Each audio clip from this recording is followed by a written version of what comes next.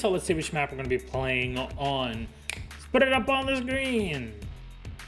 Quick, there you go. Fast and Furious. Theme Park will be banned out.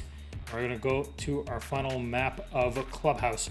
Right decisions here to go against Heretics on usually such a technical map. I mean, we saw this in a previous matchup. Maybe it shapes up a bit differently, but I wonder what the situation is for Fedora. A good one, I would say. Fedora pulled a 6-6 against Winstrike on this. Their only real point came against the best team in this group statistically now. So I think Fedora here, they've made the right smart move. They'll be starting on their attack. They ended last time on a 3-3 split against one of the best defensive teams in this sector and in this entire league, I would say, across both groups. I think they have something to look forward to here. Good thoughts? Heretics also drew this map. They drew it against Gamma Gaming, which is currently the #2 team. So I mean, both these teams will have a good, a good memory here on Clubhouse, and they're both going to be trying to turn it into a win here today. So it's definitely going to be a sparkling battle. Let's see how this goes. Heretics versus Team Fedora. That is with Dez and Jess. Final game of the evening. Jess, it's you. I choose you. This roller coaster ride of Challenger League is slowly coming to an end, Milos, and of course to you, Jess. One more week to go next week before the playoffs are then upon us, and this game is one of those where someone can play a massive spoiler here. If Fedora can take away 3 points, they suddenly make next week look very interesting, but if Heretics can take the dub, they lock themselves in, they will finish in the top 4. Well, you got to look at the points distribution between both of these teams, and of course, it's looked pretty dire there for Fedora. They're on 1 point, and Team Heretics are on 5, so there is quite a distance between them. In fact, Fedora would have to win this game and next game to even surpass them. So that is quite a feat, if you ask me, considering they've got 1 draw and 2 losses. Considering no wins who they've whatsoever. got, though. Their next fixtures, Heretics are against Winstrike and Granite are against Fedora. That could happen next week if we're not careful here. That's true. It does depend on today's results against each other as well. So you'll see Heretics, they're looking to extend their lead here. And the reason they really need to extend their lead is Matchco walk away with a draw. So they're tied with Heretics at the moment, I believe. And that means that in order to not shake up the standings in the top 4, they really need Fedora to stay down in the bottom 2 alongside Granite. Granite has 1 point.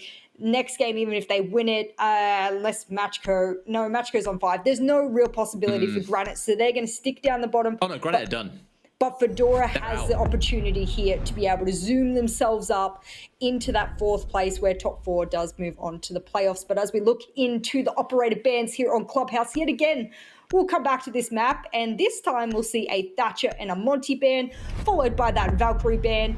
No more of those sneaky black eye cams raining around the map for this particular match, but I think that will do pretty well for both teams. Maybe we'll see, I don't know, a Mirror come out of a Mai. Who knows?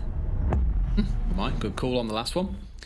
The Valkyrie, I think, we saw in the last fixture was a little bit crazy, right? We had Teb running around with the Valkyrie, dropping down cameras pretty much everywhere to enable him to play this really aggressive playstyle. It is the most banned operator, I believe, in Europe or APAC. I forget which one of the 2 it is, if not both. It has been incredibly powerful, so no surprise to see that one disappear. But just to kind of reiterate, Granite, yeah, with that loss, they are on 1 point. They are done. They cannot catch up to Matchco, who currently sit on 5 points. I imagine we'll see a lot of sad moment tweets coming out on Twitter later from the boys. Fedora, as said, are in with a chance. They win this game, they go on to win next week, and Heretics lose. That could be Heretics getting knocked down into 5th place and Fedora stealing their spot in the dying seconds. I'm all for storylines like that. I love a Cinderella story. So right now, Fedora are my Cinderella, and they are missing their slippers. It is waiting for them next week. We'll see if they can find them. Into round number 1, we're going to start off in CCTV and Cash, and Vigil, which was banned away in the last fixture, is going to be picked up by Illusionist. Now, these guys had an incredible game last week where they absolutely dominated their opposition. I wasn't too hot on Heretics at the start of the season, but as it has gone by, I think I've been more and more impressed by them. Given how last week ended up with them winning 7-2 against Granite, they gave Granite absolutely no room on Oregon. I'm very keen to see what they can do here today against another shaky team in this group.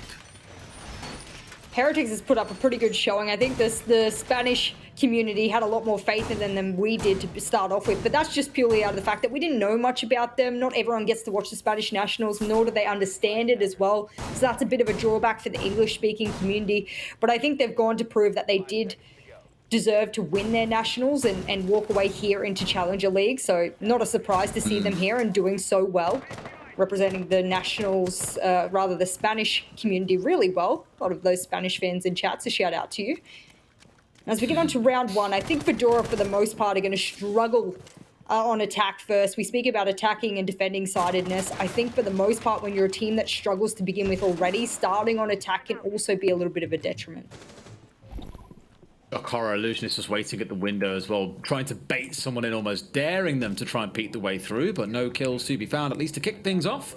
And look at how much Denial we've got. This is actually really interesting, and I would love for you to expand on this a little bit, Jess, as well, because you'll know far more about it than I. Thank you very much for zooming in there, Easy. We see a couple of teams starting to focus on reinforcing up the wall into logistics. Very rarely have I ever seen them electrified. In fact, not even rarely. I have never seen it electrified. Yeah, I mean, that wall being opened up by Sledge more often than not gives them the angle over towards the tight pixel angle of A, and that's exactly what a lot of the attacking teams want. They want that tight pixel angle so that no one can peek over, no one can hold a close angle on the door. It's a really important angle for the attackers, and if you make sure that it stays closed, even better. And in fact, they've opened up the top to allow for impact tricking as well, so if they get rid of those bandit charges, or at least there's only one on there, then you can at least impact trick it. So they really, really want this closed. Whatever it is about that wall that they've had bad omens about before, well, now they're definitely keeping it closed. I don't think it's really that necessary when you can be pushed from the window of construction and so on and so forth, but, you know, it'll stay closed for the most part. Peaceful start, and Hayes actually a player that I recognise from back when he used to play in Gamer Legion, of course, a team in the Nordics. I'm sure he is very used to the style of play that you might see here with the roam coming out. Normally it would be in something like the Nordics, as I mentioned on the last desk, a big focus towards these SSG style roams, going up across multiple floors, looking to cause damage whether upstairs or below. So I think he'll be very, very prepped here in the aggression that might come out of Heretics. Whether or not they can deal with it in good time is the next question, because we're down to a 4 versus 4. There's 3 drones left on the field. It's not the end of the world for them. Make that 2. And they've still got to commit arguably 1 more here to be able to contest Barrows, who's playing up here in the catwalk. That maybe leaves 1 for the site itself. This could be really rough and literally come down to heads up play and trying to catch out the members who are holding more aggressive angles. The grenade stings over. Barrows just about dodges away. And that wasn't really the most ideal place to have the diffuser. He absolutely had to stay alive here. And now that he's down, it's a 4 versus 3. Up comes Nora trying to make something happen. He gets shut down too. Hayes, as mentioning, has played this map so much in the Nordics, knows how to deal with this, as every player should at this level, admittedly. A 2 versus 3, gets shut down from the top of the stairs. There is 1 man left. It is Capcan, only in name, not by operator, and he gets gunned down by Hookah from the top of the stairs. A nice and comfortable round for Heretics, really, and maybe not enough bite or enough panache coming out of the attack of the side of Fedora. I think that actually came off the back of the bandit who was playing in Garage. That first opening kill was out of the really aggressive play over towards Garage door as he comes zooming down the catwalk stairs. We did miss a little bit of that, but then it just sort of kicked off continuously. And Barrows was like, okay, this is my catwalk. No one's getting control of it. And I'll do whatever I can solo even to be able to hold it off. I think for the attackers of Fedora, what they were missing there was coordination. When you push catwalk, you can cook the ADSs, but when you sing that grenade up, that's when you need to push in and hold angles, not beforehand. So I think a little bit of mistiming on the utility there, plus the coordination of the push, and they just sort of peaked that bandit 1 by 1 by 1. And you're going to lose out that way. So they lost a lot of people to that 1 player in Garage. Really good Garage hold, but I don't think that would work again. And we will move over to Gym and Bedroom where, well, we'll see the mirror come out from Barrows this time. No bandit, passed over to Sake. And then might get a little bit of a good hold out of this. I'm just looking at the attacking lineup as well. They do have the Maverick, but I don't think they'll put a mirror window onto the jacuzzi wall. There's no need for it. You let it get open and then you play from bathroom outwards. I've got seen this a few times where teams have kept 1 reinforced and then just like soft open one of them as if you were trying to play in Storage on Cafe and trying to play against Piano. You then put a mirror on the other side against Bathroom and kind of have these double walls to shoot through when someone tries to peek around that corner. It's almost trying to open and invite the challenge of, do you really want to open the full wall or just try and play around the soft one and save some of that utility, because there's a lot to deal with elsewhere. And even here you're seeing a setup coming in out towards the extended hold, as we are so often used to seeing on this site, but they've even committed a mirror window out here, Jess. Yeah, why not? I mean, if you've got it to your disposal, why not slap a mirror window on there, considering you want to do that extended hold? For the most part, people try and impact trick that wall. They try and bandit trick the wall, hold off on cash for as long as possible. But, I mean, if you can put a mirror window there and even deny even longer, that's huge. And Oh, looks like we'll have Namir open up towards that platform wall to begin with. I'm trying to understand whether or not they're just going to use Fratelli's X-Kairos over towards the wall, or whether or not he'll save his gas to be able to go through the other wall as well, and those X-Kairos will be used on the mirrors possibly, because you're not seeing really any of those bandits on them yet. Not yet. Still got one in back pocket. There are a couple down. Most of those obviously aimed up towards this west side, and that maybe is why there is no focus from Fedora to begin with to try and clear that side out. Most out towards the east, one playing on the south balcony and one down in garage. So there is a big focus out towards the east and trying to crack this tough egg that is the extended hold coming out of the side of Heretics. The question is, which side of the egg are they striking here? Is it going to crack or will it stand firm? Small little trick. Did you know that if you try and squeeze the top side of an egg and the bottom side at the same time, it will not break? Just so you have a fully idea where that exact analogy is coming from. It's impossible to break. I've tried many a time. However, they are slowly breaking it here. There's a kill coming across either side. Illusionist has gone down, but 2 kills coming back onto the other side with some help from a C4 and a great swing out of Hookah there. Will bring down the mayor out on the balcony. 2 attackers left. Make that 1 as he strikes yet again. The hero is absolutely shutting down Fedora here. They haven't even got a chance to sniff at the site right now. And with just a Sophia left, it's all down to Capcan to work some magic. A couple of seconds earlier, maybe he would have found something onto the feet of the last member remaining. But no, they're going to say we're in a 3 versus 1. There is no reason for us to still stay here and take these extended 1v1s. Let's get ourselves back to site and feel comfortable that when the time comes round, he's going to have to push into a crossfire, and this won't end well for him. It's almost as if for Fedora, they're losing the round off-site. They're not even getting close enough to site to even lose it on the turf of the defenders. They're just getting absolutely caught out. I did wonder why they did not commit so much utility and time to that side of the map, but they just sort of kept going. Even though they were losing so many bodies, they kept throwing and throwing and throwing, and it really wasn't working for them. The mirror wasn't even popped. There's a lot to be said about the fact that I was scared Fedora was starting on attack, and here it's just showing me that they're not even really getting close enough to site to do any damage here. And Capcan's been left in a 1vx 2 rounds in a row now. So if you're Heretics, you're feeling pretty damn good, because whatever you're doing seems to be working, and it's not even working on site. You don't even know if your on-site tactics are working, because they never get there to test it. Okay, Church and Arsenal. Pulse being brought along here, probably to try and play some denial around Kitchen. Otherwise, on the attacking side, no big changes coming out. It's kind of more as expected. You don't really see too much variation in attacker lineups. They'll often bring along the same sort of vibe. I'm curious here with the 4 impacts coming out, if there is going to be a big focus on this Kitchen denial. Do they know that Fedora like to go for that as the attacking position? And say if we can deny more of that hard breach away, if we can catch them out with a C4 or 2, in this case just the 1, as the only C4 is the one being brought along by Sake, then they can cause severe damage to Fedora and force them to go for a less optimal attack. Keeping a close eye on that in this round. Oh, Heretics decide that downstairs is the play here for round 3. And looking at the attacking lineup, it's going to be pretty much the same for the most part. That Sledge will come as probably one of the most important operators here for them, because they need to be able to dispel some of these operators. One behind the big generator electricity box in blue, and I'm hoping a grenade will sail down after they cook that single ADS that's there. And of course, over the top of Armory, where you'll have some of those key support players resting out behind there, as well as making sure that possibly you might even be able to get one of the impact triggers. My big thought process, though, is that the Pulse might put a big dent in their attack. No IQ on the attacking lineup either, so they might not be aware of which exact place is going to play. And for the most part, you'll see a Pulse in Armory. Okay, Coke, so knowing that there is pretty much everyone playing on site, there shouldn't be too much worry around dealing with any roam game here. It's just about getting yourself inside and getting to work on, well, opening up the floor. So often we speak about sledges on things like Cafe and the amount of vertical angles that are opening up. I think on the last one we saw Keenan doing just that on the sledge, finding the double kill from above and literally dragging his team over the finish line in that round by getting things started super early. I think Hayes here will be on exactly the same instruction. With what they brought along here, you have these 4 frags. Dealing with everything from above should be easy as pie. Illusionist being in that list, maybe a little added bonus here for destroying the shield as well, but he will walk away on about 10 HP. Not the ideal position to be in. One more shot and he will be down and out for this round. And I can't imagine he'll be looking to contest too many angles on HP like that. Oh no, no one's contesting the impact trigger.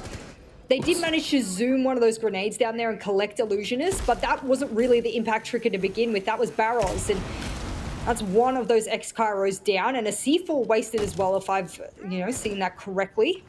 And that's okay for the most part, because you have a look, they've still got the Maverick, they've still got maybe no more sets of the X-Kairos now because one of them were tricked. So that's okay.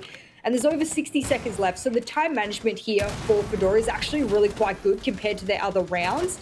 My worry here is that they'll start to peak or do that one by one we saw in previous rounds, and they get picked off too quickly, too early. They need to focus on the plant here. I know there's a lot of defenders up, but for the most part, they should be able to dispose of them with just under 60 seconds left. Time waits for no man, as we always say, and the closer it gets towards 0, the more it becomes the 6th man for the side of the defenders. And given the generator hasn't been cleared out here, Hook is still holding close. And although they've got a couple of kills out towards the west and around Kitchen Hatch, this definitely screams that they can go for the play they wanted to. And we thought there would be a lot of denial. Here it turns out there is very little remaining. Going to have to drop into smoke, but whoa! Capcan with 3 big kills coming out in the bitter end is literally going to win things for them. Oh, look at that. They lined up like dominoes for him, and he just sprays them all down for free there. That is why, and I thought, well, they haven't got control of blue here. They haven't got control of dirt. This is a really risky drop, only for him to come pushing in when the attention of the Jaeger is taken elsewhere and picks up 3 kills for his team. Wonderful closing play by Capcan, and that is quite literally the definition of a single player winning your team around. Yeah, without that push down blue there, as you said from Capcan, that round might have gone very differently. And I think the biggest thing there for Heretics was that they had lost that blue player and moved them up. And I'm not going to assume on the communications between the players. I think for the most part, they probably said, yeah, it's a hatch drop from Kitchen. This is a plant. And so everyone directed their attention towards that. But sometimes you have to trust your dirt player, your AK player to dealing with that. And you have to keep watching blue. If you turn your attention away, that's where the weakness comes in, and Capcan absolutely brutalized that weakness. And they will finally get that attacking round. And if they get one more attacking round on this half, things don't look as dire for them as they did in the first couple of rounds. Heretics will go back to CCTV, however. We'll see whether or not they put a huge emphasis on that logistics wall again. I imagine they do, and it wasn't really that the attackers did anything with it, nor did they really have to. But I think that's something that Heretics have identified, maybe even in their Spanish leagues or the teams that they do scrim against, that's a key power position that has really worked against them a lot of times. Any more of those as the game progresses by. I'd still say this feels very heavily weighted out towards Heretics. That last round literally being dragged over the line again by a single player. Fedora needs to find some consistency here on the attack, and one round you might wager is enough. When we were casting the game earlier on, we were saying really we're looking here for Eminem to find a couple of rounds on the attack to give themselves some comfort going into the second half against Penta. And I think the same applies here to Fedora. Can you rely on lightning to strike twice, or are we going to see a bit of composure coming through once these attacks all start to come together? They are getting started pretty comfortably here on getting the wall opened up from above as well, so they should not be easy to catch out. I believe the C4s are almost impossible to collect a kill from an angle like that, but look at this from you, Hook here. Sorry, trying to be really creative about this, just waiting for the hole to open up enough that he can find the head. Everything falls away, and sadly, no one will be there anymore, my friend. He has already gone off to the right-hand side. Well done by Namir there. Despite the contest coming through, there was electrification damage to deal with. There was a player down below. Still manages to get away with it, but someone does need to open this wall up now. There we go. Inside 60 seconds, job done. Surprised the sledge didn't do that. Where is the sledge now? Might be somewhere that is not able to do that. Yep, there we go. And impact tricks galore. We spoke about this before. They really want this wall closed. That's a missed opportunity there into the legs of, I believe, Saki. And as a result, now that wall will pretty much stay closed, because unless they keep some of those X-Kairos for that construction wall, they're going to be down too much utility when it gets to the side. It's electrified. I believe there's still some impacts unless I heard the last rain out. And now for Hayes, he only has one tiny little X-Kairo hole to play with and a dead teammate nearby with the diffuser and bedroom. That's a yikes, because that's your Habana, that's your opportunity to get the wall. Not that I think they would have got it considering the electrification. So for now, things aren't looking good for Fedora, but there's still 60 whole seconds left. Maybe Heretics peek out too much, maybe they get overzealous. I mean, here's hoping for Fedora. I mean, that's literally what Illusionist did there. He stepped out into the construction doorway and killed the diffuser that was holding on the bedroom doorway, and then gets back inside site. There was no one holding the angle, no one looking to cover each other's back on that one. It was just a small slip of the mind, led to them losing that opening death. And now he's going to do it again here. Admittedly, not so aggressively, more sat back inside the site, but a second kill onto Hayes removes that sledge. He knows that someone else is holding in this angle once more. If he can try and contest even just slightly out to the right here, might even find himself a 3k in the round, but nothing too crazy looking to come out just yet. Gonna have to hide himself down inside of the site, ready for the aggression to come out. Karibo in support brings down the mayor, mind you, and yet another smoke comes out. Keep a very close eye on the clock. A 4 versus 2 and only 15 seconds remain. Capcan might try and do it again here. Through the window, yes, he shall go. Will he find anyone? Does try, but guess what? There's 2 or 3 people watching the angle. Illusionist and Karibo with a 3k and a 2k in that round bring Heretics a very comfortable victory off the back of that early catch out, where really it feels like Fedora may have slipped their attention ever so slightly. Yeah, that was a much better round there. And I said that's a much better round. Downstairs, there's a lot more space to move around Armory, around Blue, around Church, etc. And when you get onto a site like CCTV and Cache, it's actually quite a tighter space. So if you're the defenders, there's only a few spaces you can hide. And you do try and wait for those attackers to come in rather than peeking. If you're a passive team, that's probably the better way to play it. And I think the Heretics played that really well. Especially when you're down to the dying seconds, you know the construction's wall is closed. There's no need to peek when you're forcing time on them. You're forcing a window hop into CCTV. I think they played it really well, considering that they've been able to keep some of those walls closed that would otherwise really be advantageous to the attackers. Almost like small slips of attention on both sides. With Capcan's 3k, for example, the Jaeger not keeping a close eye on the blue stairs. That round just a second ago. We touched on Illusionist finding that opening kill. It does feel, again, the Heretics are still the most in control at the moment, with only the real success we saw coming out of Fedora being based on, well, a magical play in which there was a bit of lapse of attention. Is this kind of what we come to expect, you think, given what we've seen from Heretics? Because I mentioned back on the desk previously that, for me, Heretics back in week 1 looked a little bit shaky against Matchco. Yeah. They were playing air quotes standard siege, whereas Matchco, as they did against Granite earlier on, were just like, well, we're going to run around the map and slay you before you even get to play normal siege. Whereas as Challenger League has gone by, they look to have got a bit more comfortable. They have warmed into it a little bit, and over the last Playday against Granite, where they won 7-2 on Oregon, that was the most comfortable I think I've ever seen them look. I think they're slowly just warming up to their opponents, like you said. I think some teams take a little bit of time to gel and adjust to what their opponents are going to be bringing to them. We have to highlight the fact that this is a Spanish team. I don't know how often they are scrimming teams like this from other sub-regions around Europe. You know, Spanish teams, they often, know Spanish players, scrim other Spanish teams from their league, so on and so forth. And when you're part of the more northern part of Europe, you kind of get that whole flow from the UK, from the Nordic region, from even the German teams. You scrim right around there, and it kind of goes that way that you get to understand all these different sub-play styles of the region. I think for Heretics now, they show that they've been comfortable in adapting to multiple different play styles now. Granite was a great example. I think they really used and abused Granite's play style here today against Fedora. I think they're doing the same kind of thing. I would say it looked more comfortable against Granite than it does now against Fedora. I think Fedora are trying to put up a good fight, but for the most part, those 2 walls and logistics being reinforced is a prime example of sub-regional meta that we don't particularly see in other regions. That's what I really enjoy seeing.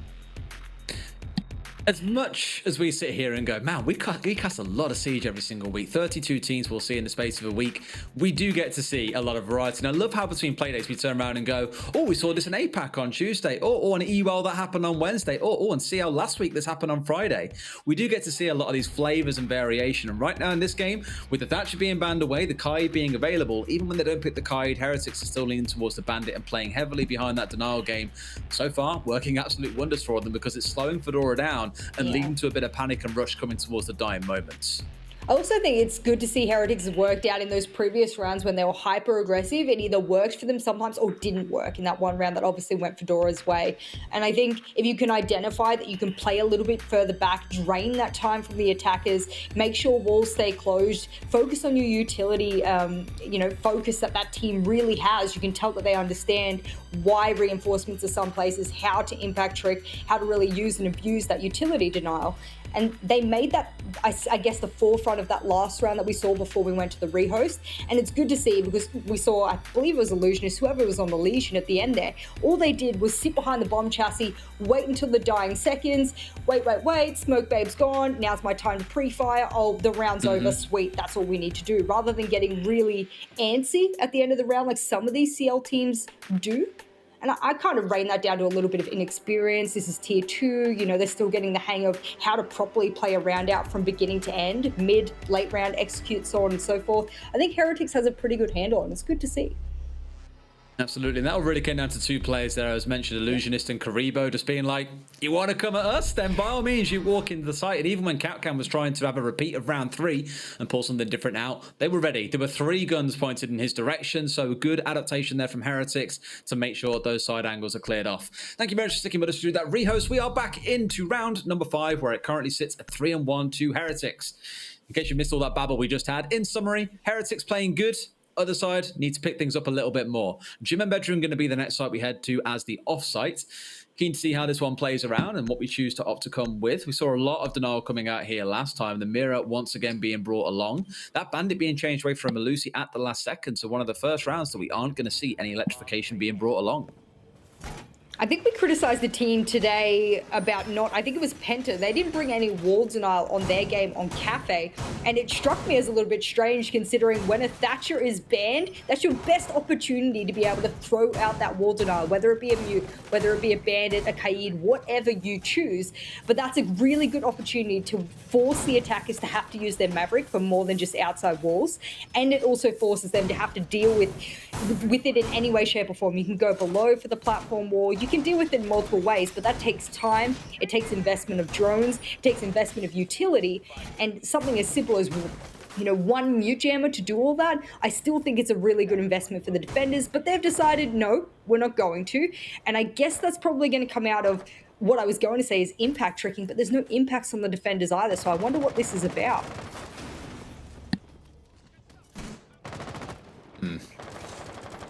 Time will tell, I guess, as things shape out a little bit more.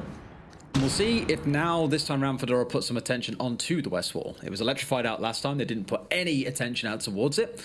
We saw everything being based around what was going on out towards the east, and Heretics, well, chewed Fedora up and spat them back out again with very little attention or time given towards the site itself.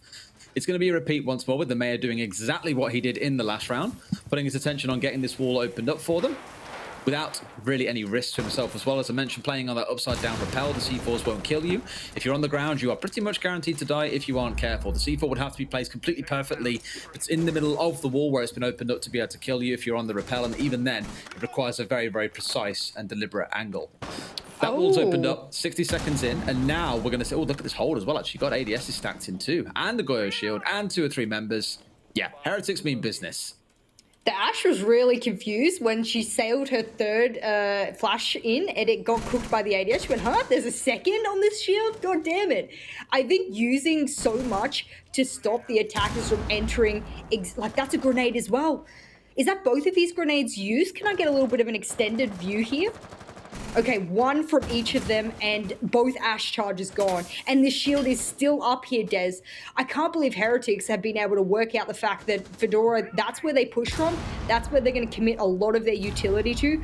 Kuri's going to get picked up as well. And the first kill goes to Heretics. Oh, C4 comes up from below as well onto Nora. Z pushes in, and like I said, they mean business. ADSs, shields, Illusionist. At this point, he may as well be a one-man army with what he's been achieving in a couple of these rounds. Absolutely guns down the side of Fedora, and this looks like it's going to be a repeat of when we were here just a couple of rounds ago. They're in round number 2, actually, if you want to go back and say 3 rounds ago. They aren't even going to get to look at the site at this point, Jess. They're going to have to start trying to find something out of this, but with only 45 seconds to go, a 2 versus 4, something tells me Fedora really aren't going to get much from this. Oh, no way. Talk about sweating Illusionist. Jesus. Okay, and then Karibo steps up too. Right, boys, team talk, pep talk. Calm the hell down. What is this? I mean, look, if there isn't something sweatier than going from playing on red stairs to going and playing a vertical angle when you know it's already a 2 versus 4, man, Illusionists really taking full control of the map there and using every single advantage they have. This is just very telling, I think, of the whole game so far. You can see that Fedora have got an idea. Heretics just go, no ideas allowed. Only our game style is allowed, and you are being shut out of this game at every single turn. Yeah, that was really interesting. Even just out of the double ADS to the top red, it's clear Heretics know exactly which power position they need to hold, which really work against Fedora. I think against other teams who maybe know a little bit more about diverting around it and how to deal with it, maybe going bottom red, sailing a grenade up that way. There's other ways to deal with it, but Fedora have been really trying to deal with it one-dimensionally. And by one-dimensionally, I mean head-on. So for Heretics here on this last round of defense, the big thing for them moving downstairs is that they need to apply that kind of same tactic to Fedora. They know they like to open up kitchen. They know the sledge will go there. Maybe even just preparing one of those C4s to go with it. Saki's alone with that utility, so it's going to be his job to have to try and deal with that. I think you can take out one of the big hitters here. If you can take out either the Habana or the Maverick, again, as we'd seen on the top floor, they've done with the Habana, then you're in for a really, really good round. I just don't think going too aggressive is the play, but I also don't think changing your strategy upon which has been working is also the play. So it's a 50-50 here in my mind. Hopes of finding really anything here pretty low. Guarantees, I think we're going to sit at a 5-on-1, assuming Heretics don't have some massive slip up in this round, as we saw back in round number 3. And I say massive, it was a very slight one that led to a massive outcome for the side of Fedora. Nothing really worth shouting home about outside of the setup, pretty much identical to the last time we saw these two teams embark on the battle of this site. Opening things up, there's no Rome looking to come out, I don't think, in any aggressive fashion out of Heretics, but there is a pretty conservative one here. We call this Tyrants in the UK because a guy called Tyrant got a biblical 3k from this spot. Drones went driving past him. No one had a clue he was here. He is tucked in as tight as he can here into a ball, waiting to strike. And I think what he may wait for is one or two more to gather in this hallway before he goes for the strike, because downstairs you've got Sake building all this information. Where are they? Who is where? Here he goes, stepping out, gonna find one. There's another one. Oh, he didn't see him because of the body, and Nora's going to be able to trade it back. Must be a bit of a miscall there out of Sake, saying that one was on the main stairs because he should have known there was one still waiting behind. Yeah, that body, that dead body from the end of it blocked That damn dead body, how dare it be there? I know, it did block that line of sight, but that's probably a pretty good pick because the grenades are gone, the sledge is gone. I said they relied on it in order to open up armory, be able to grenade that impact trigger. Now they don't have it. So when I say take an impact pick, yeah, they've got an impact pick now. Biggest thing now for Fedora, can they collect themselves? Either they change the push or they decide to, I don't know, work on the church wall even, because I think the sledge was what was, you know, their big thing there for the kitchen hatch. Well, with the minor upset to normal programming over, now with about 1 minute and 10 left, we're going to see the go-to impact interrupt of these hard breaches coming out onto the church wall. Very common to see it, but in this case, a repeat attempt no doubt coming in from Fratelli. I'm pretty sure he feels confident that he can get away with this, especially now that the Malusi has gone down. Illusion is playing where you'd normally see the Jaeger. Of course, it was Hookah playing up inside of blue, or playing up, sorry, inside of bar. I mean, a bit of a change round had to come through. Capcan walks straight into a toxic cloud and loses about 40% of his HP very, very quickly. Gonna have to wait for a little bit longer, but he's in a prime position to do what he did last time. And given that right now there is no player from Heretics playing around Generator, the sort of thing that we've seen them do historically with the Jaeger might yet come back to bite them. And I think Karibo is mildly aware of this one. With the Barrow still looking to hold down the main corridor too behind this Elder, there's enough tools here to keep Fedora at bay, but it's all about those opening picks of Fedora on the execute. Last smoke bay rains out. Is the Elder reloaded? 54 bullets. That should do it over to Moto Door. And now, well, Fedora, last seconds of the round. Heretics, they're not going to give them a bar of this, I don't think. Is it reloaded? No, there's 54 bullets. Oh, that's more than enough, some might say. 3 versus 2 or 3 versus 1 very quickly as Fedora do indeed hit their shots on the execute coming in. And they will take a second round here on the attacking side, which to me at least is a little bit of comfort for them. Given how messy it's looked so far, I'd be very happy knowing that we've managed to snatch away 2 rounds, no matter how scrappy they may have been. You know, I think for Heretics, the 2 rounds they lost there on defense were rounds where people were watching the same angle rather than everyone watching their own angle.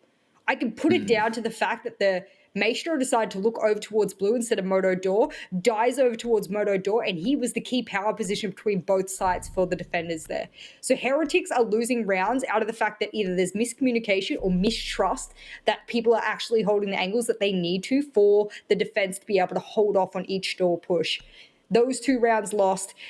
I think it's an easy fix into the future, But for Fedora, it came out of last second flurry of kills, get in, gun everyone down. That's not particularly how you want to be winning those rounds. You want to at least get close to even planting, for example.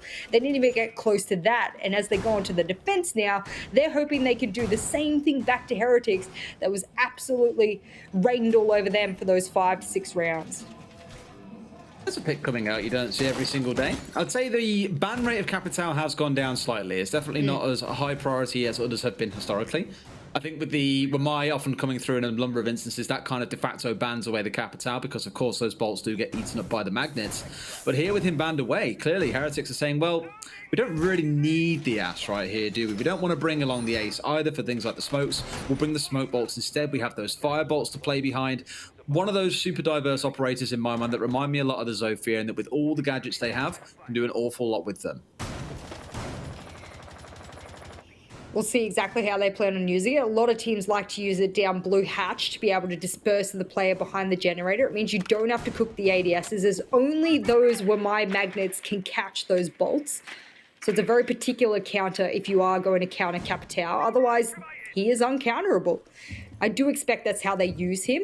Otherwise, I expect that the smokes will become a key facet of their plant if they even get that far, because they didn't spot this one coming out, and that early round aggression gets a really good pick for Fedora. Interesting, because given how much damage Capcan did on the Zofia when he was pushing down blue, it's almost like they know that that position could be super powerful for Zofia, and Zofia always plays there. So what do? You can test the Zofia away from that position. You go hyper aggressive into garage and hope to catch them out on the entry when they're maybe being a little bit lazy on their initial approach. That's going to sting for Heretics here, losing that Zofia, because without the Zofia and with no Ash pick, you're very, very short on options here for dealing with things like the Banshees, even the Jammers, or potentially the Evil Eyes as well. Yeah, I wondered, they both had drones, so why didn't they just drone instead of pre-firing and face-checking everything? It seems a bit strange. They could even, now that they've got a dead teammate, just leave a drone there for him, if you ask me. But, you know, each to their own. Everyone's got their own strategies. Of the Jammer, I see. Oh, just in lounge, the Jammer of course. On top of blue, yeah. Just over towards lounge, they can leave it now for that flank and make good work of both kitchen and moto hatch, of which now for the most part they've got moto hatch open. I wonder if they'll also open kitchen, because that line of sight you can get across all of armory there from either a laydown or a crouch angle is probably pretty important, considering it doesn't look like they'll be able to get blue control just yet.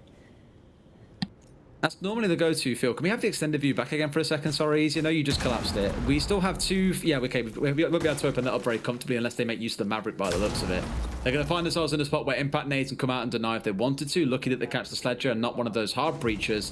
They're putting all stock in dropping in through Moto here. It's a 3 versus 4. That first kill coming out for the side of Heretics as Hayes is put to rest. Still, 4 versus 3. 40 seconds to play with. Looking towards drone side, there is a lot of information left alive to play behind here, but it's going to come down to the aggressive push out of Heretics, given that their options are quite limited. Putting a lot of focus on towards Church Wall, and that's a lot of gas left in those canisters, my man Karibo. Let's see what the team can do with it now, with the whole line being opened up, at least trying to force them away from playing behind the wall, so they can put some focus in trying to get it open. An aggressive push out of Sake from Moto finds one, but instantly traded back out. 2 versus 3, 15 seconds to go. If you want to be able to pull this round back, boys, now is absolutely the time to pull the go trigger, and pull it they shall. In come the smoke ball. Still 2 fires left, but Nora just going to spray through and finds one into Karibo, and there's number 4.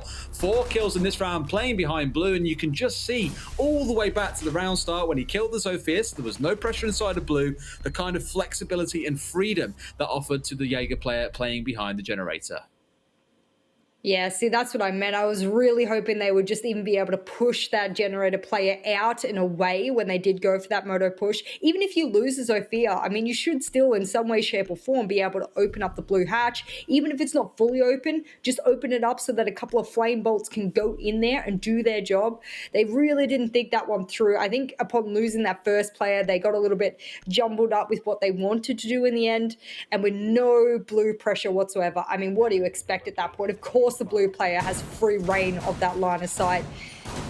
And that's a good round here for Fedora, because one more round and they've tied things up. When you're on defense, you do want to try and win as many rounds as possible, because for the most part, most maps outside of maybe Coastline and I don't know, there's a couple other maps that are changing their defensive sidedness now due to the new meta and the operators. Clubhouse still is technically defender-sided, so you do want to be trying to walk away with as many rounds as possible, and we have draws here. So it's a very real possibility that if Heretics don't win another round, Fedora move it all the way up to those 6 rounds and things look a bit dicey. I want to touch on Nora, actually, given he did so well in that last round. It's a player that, truthfully, I hadn't heard all that much about until we started coming into the season, and a few people said, oh, have you heard about Nora? And I was like, no, why? And they were saying he's basically the next Shaiko, and I was like, okay, that's a very big claim to make about a player.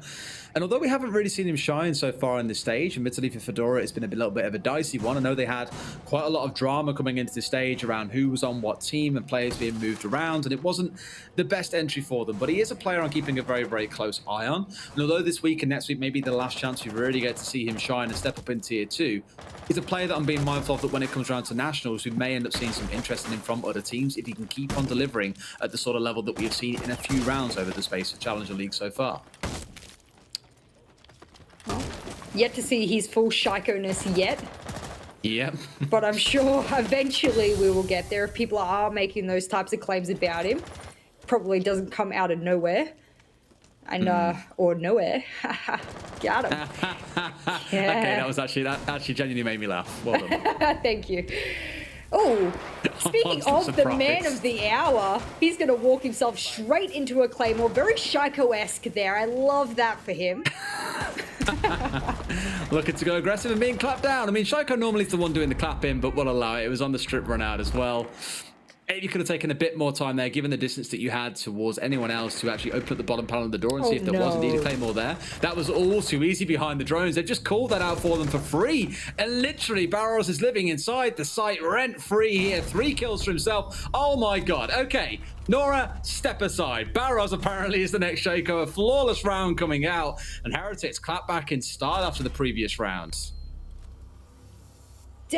My confusion there was there no one near 90 of Garage? Not that even if he was there and he wasn't being, you know, pressured from Garage Door or wherever, that he wouldn't have been otherwise occupied. But it blows my mind that someone knows that there's someone so close on that window and not paying any attention to it. It's kind of like Heretics when they gave up their attention on blue. Well, now we're seeing Fedora give up their attention on really key parts of the map that these attackers are clearly entering in from.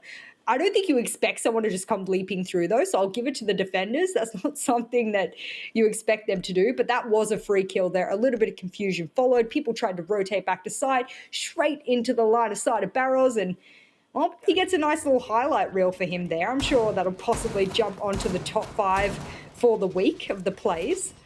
And if it doesn't, well, don't worry, I've shouted you out. You deserve the top 5 play there, Barros. Now that you said it, I'm going to have to write it down, Jess. Thank you. Pretty much indicted to be there. It has to be put down. I've already put in quite a few today, so I'm back on it again. You can keep on analysing. I'll keep on writing. How does that sound? Sounds like a plan. Mirror coming out here for Fedora. And when a mirror's in play, I often argue that it's probably better to take her than not. She has a C4 in hand. She's got the Vector as well, much like Goyo has the Vector. It's close range. That thing will shred through any enemy. And why not bring her? I don't think she's that valuable on, oh God, on CCTV, for example. It's not really an operator you need. You can take or anything. But I think on every other side, there's a viability to her. There's a strategy you could employ. And if it's not banned, why not give her a run? You think for all of 2019 and even a little bit of just before that, Mira was one of the most default banned operators to ever exist in the defensive lineup. Now teams are saying, let's bring her back into the meta. There's other important defensive bans we want to get out now, like Wamai and Valkyrie, etc. And this will give us the opportunity to sort of relive her in our strats, revitalize her as an operator, and I'm really enjoying it. I remember for the longest time, the 3 that we always saw banned away as that trifecta was Mira, Maestro, and Echo, and it was basically guaranteed that every single game you would get one of those 2 banned away, whereas we are seeing a bit more flexibility now. You are right about the Valkyrie. I'm curious to know how long that stays in once Echo is back in and not in quarantine anymore, because obviously with the Valkyrie being banned away here and no Echo on side, the IQ being brought along doesn't make...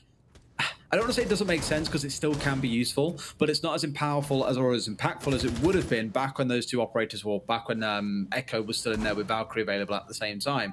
And we already saw in the last map, for example, exactly how much damage a Valkyrie can do. And if you don't know where a team puts down those cameras as their default spots, it's a whole attacking operator. I know it sounds like it's only one operator, but when you've only got 5 and there's a lot of utility to deal with in this meta, can you really be affording to bring along an IQ just to deal with a couple of Valkyrie cameras? I'm really glad that the attackers droned out Cash before they started committing their utility to it, because let's be frank, they ditched Cash really quickly. It was almost as if all of those reinforcements over there were just a little bit of a smoking mirror, excuse my pun, for what their actual intended setup was, which is this mirror over towards logistics. It's not a popular mirror because it requires a couple of ADSs. They've only got one, so if they cook that, Fratelli is in a really big pickle here. I don't see how this works out for him if they do manage to cook it. Oh no, they misplaced that flash. He's managed to get away with it, and they still think he's there as well, because they're even committing the frags. And now Fratelli in an alternative angle, sure, doesn't have a mirror window, but still has his life and still has a gun capable of doing some damage if they dare try and contest or peek onto the hatch. Hayes going to find the opening kill here for the side of Fedora onto Sake, and that's the Habana down. One of those crucial roles that normally you look out towards the east here to be able to hold on to the south balcony, at least early on. Without that pressure, this means that Heretics are probably at much greater risk if they try and hold on this south balcony, as Sucre is now currently trying to do. I think they can feel pretty safe that it is, for the most part, safe. And maybe they've got a drone as well, but I didn't even see the time. They're out of time here. Absolutely, they've got to go for a push. They've got to make it happen right now. Barrows finds one, finds a second, can he even go on to find a third? Turns out Hookah Can is going to have to try and stick the plant. Nemea is down below, and Nora's injured, so he's got to make it happen somehow. The impacts are coming out, and he manages to catch him with the back of it. The second one works out for him. The first one, not quite, but Fedora will take another round, and that is another one of those that you look at and think, Heretics, you really gave that one away. That was an SSG Clubhouse clutch diffuse impact moment. We saw it during the 6 Invitational from SSG from below. They clutched around by zooming an impact up from below Jim to deny the plant. This time we get to see it, but in tier 2. Oh, that's a little bit of a flashback there if I've ever seen one. Really lights up a round when you're able to win it that way. And I think keeping cool, calm, collected in a moment like that where one of your teammates is down, you're in a 1v2 essentially, and you're thinking to yourself, I need to stop this plant any way I can, using what's to your disposal and your map knowledge. That was really well done there from the defenders. A round that, quite frankly, probably after that entry should have been Heretics. Goes into the hands of Fedora, and they are slowly creeping this back to an even scoreline. And given the fact that he still had both of those impacts left available, sorry, that late into the round was also pretty crazy. No site rotates being opened up, no gadgets to be destroyed on the attacking side, nothing. No even drones to try and kill around a corner, or even kills to finish off. Literally 2 left in the back pocket. Great example of why sometimes you need to hold on to that utility. You take that into rant and go, no, I'm saving it for later in the round when it is a very crucial gadget. Don't be surprised if someone comes and tells you off, but don't go taking my advice. Church and Arsenal going to be where we head to next. On to the downstairs. It is 5-4 to Heretics. I would go as far as saying they have looked like the better team, but Fedora just keep on snatching these rounds away, whether it's down to someone like Nora popping off, whether it's down to Capcan just finding a crazy 3k down inside of blue, or like in that last round, nicking it away with an impact nade, couple of impact nades at the end. Heretics are leaving it maybe a little bit too late in some of these rounds, and Fedora are happy to play off the mistakes that Heretics are forcing on themselves. Good little bit of drone denial there. A couple of mute jammers spread around the site will give them a little bit of an indication as to whether or not someone's pushing. I mean, you don't have pedantic mute players, for example, where they'll hold down tab and they'll do point counting. It's where you'll see whether or not you gain points, and it gives you an indication as to whether someone's down. You've gained points for a signal disruption, of which a mute jammer can do, for example. You don't typically have players play that way, but for the most part, you know that whether or not something is stuck somewhere, and as a result, you'll know exactly where the push is likely to come from because of those drones being stuck. I do expect them to do a pretty similar push here. They haven't lost Illusionist at the start of the round, so that's great. I'm wondering whether or not they do focus on blue hatch, or if they just leave it completely hardened and don't push there at all. I mean, we've got to see what they're up to now. Hatch is still reinforced. Saki hasn't focused on it at all. Is this the play? Is this not? We're reaching the half round mark, and really they're only now getting the hatches open. Is that the barometer that we go by now? Is Illusionist the opening death or not? Oh, just on the bottom floor. Just on the bottom floor. Only on the bottom floor. Getting to work at least, as you say, that time has gone on pretty quickly and it waits for no one. Finally getting the moto hatch open 100 seconds in.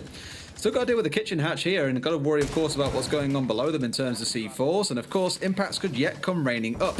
It's going to be number one coming out from Fratelli. That misses and doesn't connect. Tibet's messed that one up and let it get opened up. That could have been huge for them if they'd managed to pull it off. But in the same stroke, they do bring down the sledge, so less of that floor is going to be opened up. Not that there's really a whole chunk left to open up, and you can see where they got the kill here. Diffuser is down inside a kitchen at the same time. So Sake's going to have to rotate around and bring this back. But once more, just like in the rounds that we've seen Fedora win so far, the timer is what I'm worried about here for the side of Heretics. They're being a little bit too slow in getting everything done that they need to. And even with the Capital for that execution tool, time is still the biggest enemy against you when it comes around to those moments. I love that little hidden smoke babe above the wall as you enter into dirt. Namir's job here is to make sure no one pushes down dirt, and with 20 seconds left, he's in a real good position to do it. No blue push, no anything push. Is there a push anywhere? I mean, there's three of them holding inside the blue, and I thought we'd see a last-ditch drop through the kitchen hatch, which absolutely looks to be the plan. And they drop through, and they drop like flies, quite literally. And once again, it's coming down to a moment where if there was a little bit more time, maybe another 10 seconds, Heretics would have looked a little bit better. But Fedora play it patiently. They sit, they wait, and they just let Heretics come to them in those dying moments and shoot them out the sky as they come sailing through the kitchen hatch. They brought things back to 5 apiece.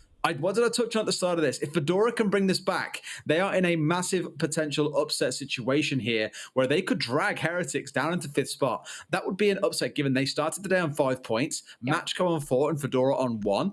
And bearing in mind that Heretics go into next week against Windstrike, I'm not super confident about them finding points. That would keep them on 5. You are right. Fedora gets, Fedora gets what, 4? Matchco v Gamma is the problem. Okay, and then Matchco, even if they don't win, they're still on 5 points. Depends on round difference at that point. Depends how hard Heretics gets back. They only get 3 points from this. Like, if Fedora win this, they only get 3 points. It puts them on 4. And they're going to win next week against Granite, which is perfectly possible given Granite are now out, and I imagine motivation is low. Well, I mean, then it's Granite's game to win, isn't it, then? Granite's upset to deliver a Sisu moment, if you ask me. I love final days of the season. It's heart-wrenching when you support one of the teams that are lower down, but as a neutral, I say neutral, air quotes, neutral onlooker. In Group A, at least I'm neutral. Then it is absolutely one of the best things to watch. Well, if you're a Spanish fan and you're sitting there in chat right now looking at Heretics, all they need to work out is speeding things up ever so slightly. That's the biggest thing for them now, is that if they can work that out, then they might be able to they just need one more round. Let's say they don't win the next round, that's fine, because then they can win the round after, give themselves 1 point, then they're on 6 points, and then they're pretty much untouchable from that point. Head-to-heads as well. I really expected then you were going to turn around and go into one of the memes where it's like, oh, such and such is a great player. You just got to work on aim, positioning, pace, gun skill, and all that. And I was just like, Jess, don't do it to him. Don't do it to him. Copy pasta. It is. You would know all about it given what you've been up to in chat for the last few days. Jesus Christ. Every time I open it, there is some new Jess-inspired pasta going through until I realized today unique mode was on. And the mod said, no, Jess, not today. Yeah, I learned my lesson. As I'm hoping that Heretics have learned their lesson. I feel like I'm slowly getting a little bit of bias for our Spanish team here, because I felt like their defense was really good. And not that a team deserves to win over another team, but you really feel for a team that does so well on their defensive side and shows really nice sparks of greatness, adaptation, power positions in a map, really good map knowledge, to get onto their attack and then just do so poorly. That's what's upsetting, I think, and it's that balance the Heretics need on both of their sides to really work that out. I mean, we're still at this point now where 2 minutes in, okay, sure, they've smashed off all the soft wall, but haven't yet worked on getting this open. It took them a minute and 40 seconds in the last round to even get the bar hatch opened up by the Maverick, and I completely appreciate poor Karibo here has got a whole lot to do. Started off down towards Garage to help get those doors opened up, and now has moved over to the Breach. Rather than playing on the rappel here, it's just going to go for it at close range by the looks of it. That means things are opened up, and he was lucky that Hayes didn't swing out onto him in poor timing there, or a C4 came sailing through, or he absolutely could have been done for. But it's that same timing once again. Oh, my heart. I thought Hayes had someone rappelling up on him, and his SMG was absolutely showing through that, so I thought that was an easy kill. Oh, finally, me cap it jump down. and all that as well. Whenever you jump, I jump. So I'm like, what did I miss? What did I miss? One thing that I didn't miss, or the Fratelli didn't miss, was Hookah. Down he goes. It's traded back. Garage is now the new battleground, apparently, where we will be waging war at the start of this execute. 45 seconds remain. Doesn't care about the Banshee being behind him. He'll probably swing around and destroy that in just a second, assuming that he deals with those ahead of him. No one's trying to peek onto him, so it shouldn't be too much of a problem. And we're going to see something that Na'Vi like to do here. Even with the left side opened up, they really like opening up this right-hand reinforced wall to go through and then go for a default plan. Because you're entering from a less exposed angle, you can't be shot from the doorway leading in towards Cash. Still, you got to deal. I was about to say you still got to deal with smokes and C4s, but no smokes left alive. And well, that suddenly turned things on its head ever so slightly. A 3 versus 2. Nora with an incredible flank here, but no, they know about him coming. He's going to get shut down by Sake, who's been an absolute hero for them. The plant will go down, but as C4 comes out, it's a 2 versus 1. And here, Capcan might yet again play spoiler. Manages to get Hayes back up. A 2 versus 2. And Barrow's trying to go hyper aggressive. He's actually managed to get himself outside, but gets swung on by Capcan. Can he recover it all the way through? There's one left alive. Sake's had a quad kill. Almost clicks him in the head, but can't quite get it. Oh my god, big South for it. They're both so low. He's got it. Capcan has got enough time and will bring Fedora to 6-5 against Heretics. How on earth has he managed to win them 2 rounds like this from seemingly nothing in the same game? For anyone sitting there wondering if Capcam will have won Fedora this game, or at least brought them to a draw, then you are absolutely correct. I give you all of the permission here in the world to say that Capcan helped phenomenally bring his team here to at least 1 point. We're not at the match ending yet. We're at match point. We're sounding like we're at match point at this point, but we're at Fedora's match point. 1 more round, they walk away with the 3 points. That's a huge upset to Heretics, who are going up against a very, very tough opponent next week. One they very much might not even get a 1 draw point from. And you imagine, after all of the work that this Spanish team has done throughout this season, that they get to the last Playday, and that's exactly when they find out that they are unable, due to a team that very much maybe might not have had the best season, just pulling out the rug from underneath them. I mean, Group B's all locked up at this point. Penta, Homeless, Eminem, and Cabana are already through. They are on 10, 9, 8, and 7 points respectively. Be Kind and Black Mamba are both on 0. And this group at the start of today looked just as clear-cut. Windstrike and Gamma both sat on 7 points. Windstrike won to take them through to 10 points against Gamma. Granite lost their game earlier on, as we saw, against Matchco. Drew against their game against Matchco. That puts Matchco on 5 points and still in a position where they make playoffs. But again, for Heretics, we were sat on 5 points, and I thought, this should be a pretty clean and straight win for them. They should secure their spot today. They have done anything but. And Fedora, a team that, again, I've attributed 3 or 4 rounds this game to crazy round endings or excellent moments of brilliance from a couple of individual players, have managed to drag this all the way back, and still off the back of individual plays. They could bury the Spanish dream tonight, knowing full well that Heretics are coming up against Windstrike, in my opinion, currently maybe the second, if not the best team that we have got in this competition, even on the likes of Penta and Eminem. Let's see how the final round plays out. Let's see if Fedora can deal a hefty blow to Heretics, and who knows what surprises next week have got in store for us as well. Oh, Lord, no, Jesus. Have mercy on Heretics, please. He just wanted to break the hatch open, bro. It's all he wanted to do with his life. I was just going to praise Heretics for going straight to site, because they've struggled with time management so far. So I was really proud that they've gone straight to the jacuzzi wall. They've opened up the hatch straight away. They're applying pressure straight to the site. And then boom, Hayes says, please, this is the end of the matchup. Put yourself in bed. I'll tuck you in. I'll give you a forehead kiss. And Barros, well, that is possibly the last round he'll play here on this match. And Namia also hoping to do damage. You know what he could do from below with impacts as well, and we'd seen him have great map knowledge with it before, is he could impact under the logistics hatch. If someone tries to drop, he has a really good angle on it. And now they're looking to hunt out these roamers together.